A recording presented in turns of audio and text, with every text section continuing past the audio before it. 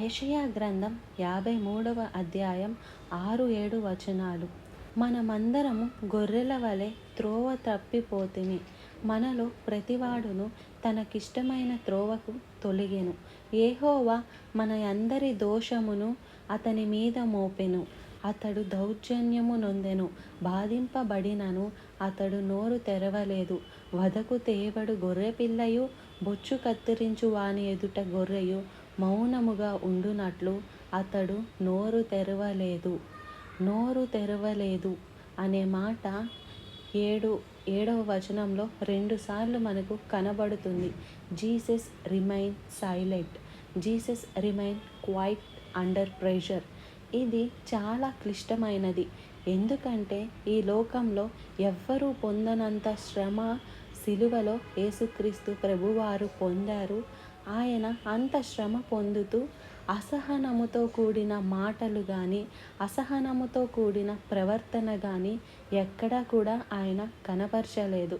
చూడండి, మనల్ని ఎవరైనా బాగా ఇమిటేట్ చేస్తూ ఉంటే ఎంత సహనం ఉన్న వ్యక్తులైనా ఒక పాయింట్, ఆ థ్రెషోల్డ్ రీచ్ అయిన తరువాత we give up, we lose control. చాలా ఓర్చుకున్నానండి, చాలా సహించుకున్నానండి, ఇంకా నా వల్ల కావట్లేదండి, చాలా రెచ్చగొట్టారండి, చాలా ఇబ్బంది పెట్టారండి.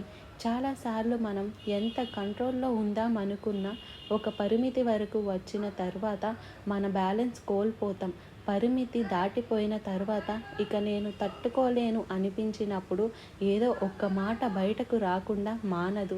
కానీ యేసుక్రీస్తు ప్రభువారిని గూర్చి చెప్పబడిన ఈ ప్రవచనంలో వ్రాయబడినట్లుగాని ఎగ్జాక్ట్గా యేసుక్రీస్తు ప్రభువారు సిలువ శ్రమ పొందినప్పుడు, సిలువ ఎక్కక ముందు కూడా ఆయనను అనేక మంది విసిగించారు, మాటలతో విసిగించారు, ఆయనను ఇబ్బంది పెట్టారు. కానీ ఆయన నోరు తెరవకుండా పరిపూర్ణమైన సహనాన్ని ప్రదర్శించినట్లుగా దేవుని వాక్యంలో మనం గమనిస్తున్నాం. ఇప్పుడు యేసుక్రీస్తు ప్రభువారు మౌనంగా ఎందుకున్నారు? ఆయనకు మాటలు రాకనా? ఆయన మాటలు పలకలేకనా? ఆయన మాటలలో శక్తి లేకనా? శూన్యంలో ఉన్న మాటలని యేసయ్య కలుగజేసింది. దేవాది దేవుడు కలుగజేసిందే ఆయన నోటి మాటతో. అది ఎప్పుడూ మర్చిపోకూడదు.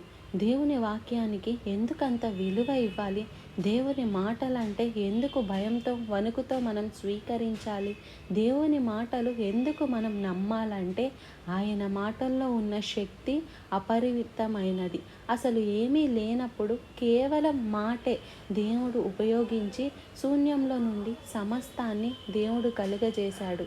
యేసుక్రీస్తు వారు ఈ లోకంలో జీవించిన కాలంలో మనం గమనించినట్లయితే ఆయన నోరు తెరిచి మాట్లాడాడు అనే మాటలు మనం సువార్తల్లో గమనించగలం. యేసు ప్రభు లాజరు చనిపోయిన సందర్భంలో లాజరు బయటకు రా అని చాలా స్ట్రైట్గా లాజరును అడ్రస్ చేసినట్లుగా, చనిపోయిన లాజరును పేరు పెట్టి ఆయన పిలిచి లేవనెత్తినట్లుగా మనం గమనిస్తాం. యాయీరు కుమార్తె చనిపోయిన సందర్భంలో తల్లితాకుమ్మి అనే మాటకు అర్థము చిన్నదాన లెమ్ము అని పలకగానే చనిపోయిన ఆ యాయీరు కుమార్తె బతికినట్లుగా మనం గమనిస్తున్నాం. పక్షవాయుతో బాధపడుతున్న వ్యక్తిని అతని యొక్క స్నేహితులు ఇంటి పైకప్పు తీసేసి యేసయ్య ఉన్న చోటులో ఆ వ్యక్తిని లోవర్ చేసినప్పుడు, దించినప్పుడు ఆ వ్యక్తితో యేసయ్య పలికిన మాట ఏంటంటే, లేచి